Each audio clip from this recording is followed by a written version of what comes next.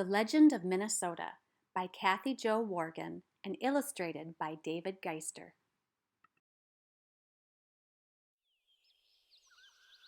Long ago, in the land of lakes, where pine-wrapped bays made half-moon shapes among ancient rocky vales, was one lake known to all. As dark and deep as the moonless night, it became a sea of yellow and orange with every setting sun, and was so named for its colors, vermilion. Beyond this lake was a mountain, grim and gray and sacred, where the riches of time not yet discovered, the ore of iron, lay quietly stowed and waiting.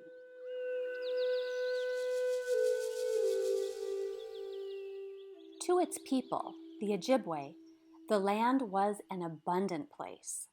There were blueberries to pick and fish to spear, grains of wild rice to harvest, and maple sap to boil into hard cakes of sugar. It was a time of plenty, but it was not a time of peace. The Ojibwe were at war with the Dakota, and the two tribes had not seen calm for many years.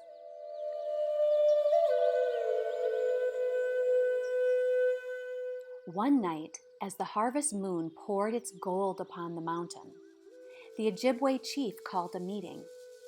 The time had come to light a fire to honor a departed loved one, long buried upon the gray mountain not far beyond. This was a task of honor, and the people listened carefully to the chief's request. But when the chief finished speaking, nobody rose to accept the duty. They were weak from skirmishes with the Dakota and wary of the danger this task would pose. If one of them were discovered while making the journey, the Dakota would learn of their camp, and misfortune might follow.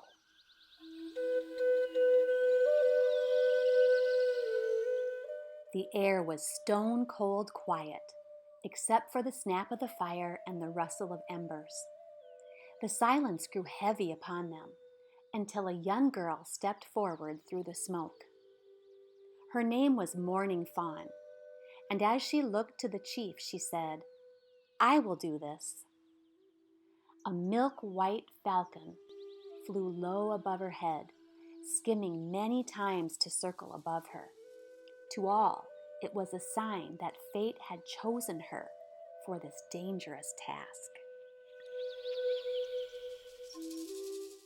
At dawn, Morning Fawn followed a footpath into the woods.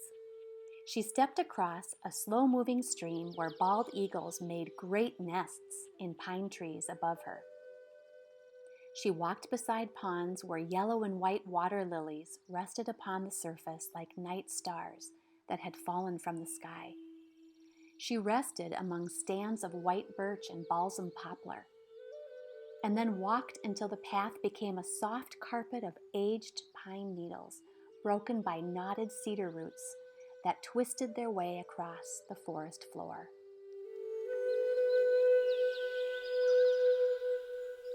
As Morning Fawn reached the sacred place, she felt at peace with her task and prepared for her fate. She carefully lit the flame and bowed her head. Now it was time to make the journey home.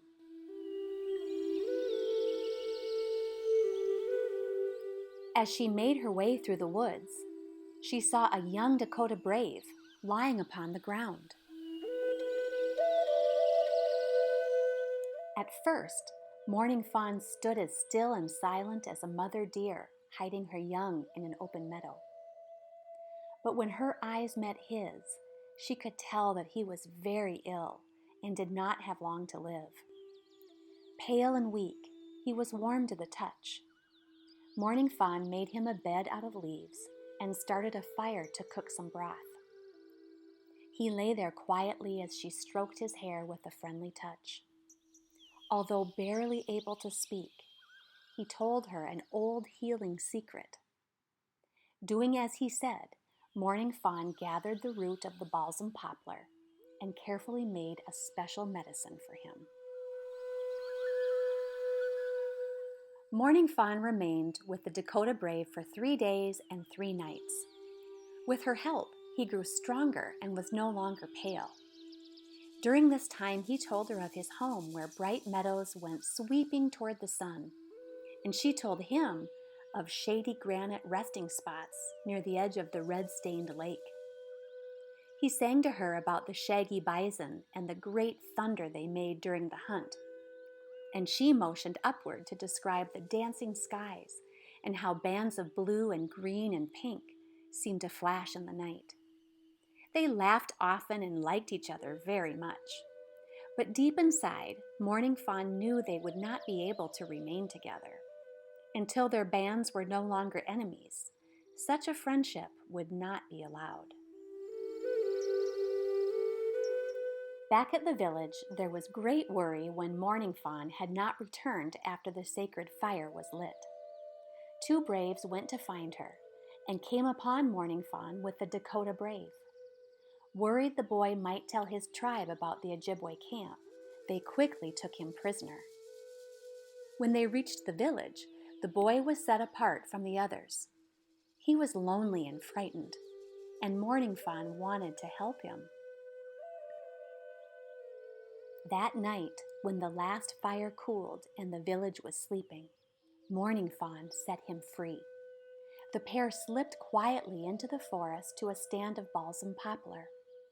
Then, as the dusky moon cast shadows upon their faces, Morning Fawn told him to go away.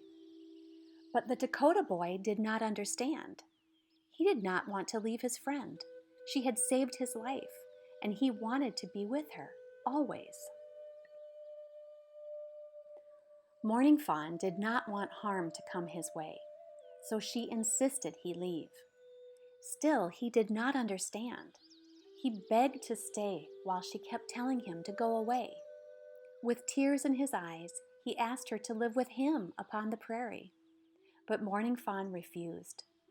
Dawn was breaking, and she was worried that he might be discovered. At last, Morning Fawn knew of only one way to make him go home. Although she cared for him very much, Morning Fawn told him otherwise and ordered him to leave. When others learned that Morning Fawn had let the boy free, they would not look in her direction or speak to her. This went on for days and weeks, and Morning Fawn felt sad and alone. Soon, a terrible sickness fell upon the village. People lay on their beds moaning with pain and fever, and no cure was known. Morning Fawn watched as people were fading into a weak and weary sleep. Then she remembered the secret the Dakota boy had shared. Doing as he had taught her, she gathered the root of the balsam poplar and made the healing balm and went from bed to bed. One by one, the sick began to feel better, and others who lay waiting began to call out for her. Manu Satya, Manu Satya, they called, for that was the name by which they knew the balsam poplar. For many days the sick kept calling out to her, Manu Satya, Manu Satya, and in time she was able to heal them all. So in the spirit of their renewed love for her, they renamed her Manu Satya, and all was forgiven. The time came for the Ojibwe to move their camp. When they did, Manu Satya stayed behind, remaining beneath the balsam poplar. Every evening she sang her farewell to the Dakota boy, and her words carried high upon the wind and throughout the land. Each year, as her people passed the balsam poplar, they would call out to her, Manu Satya, Manu Satya, as a sign of great respect.